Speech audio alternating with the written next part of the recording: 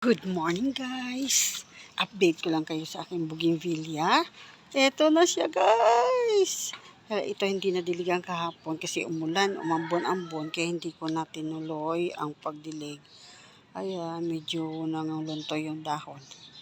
Pero babalik din yan. Tingnan nyo guys!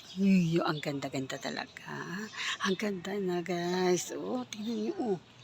Nakaka-good vibes talaga yung ganito makita mo. Wow, naku naman. Talaga naman, oh. Oh, ganda-ganda.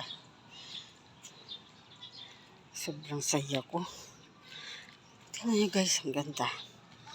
Ang bilis nila magbulaklak nung nilipat ko dito sa taas. Ang bilis lang nagbulaklak, oh. Sobrang dami na agad ng bulaklak ni guys, oh. Oh, wow.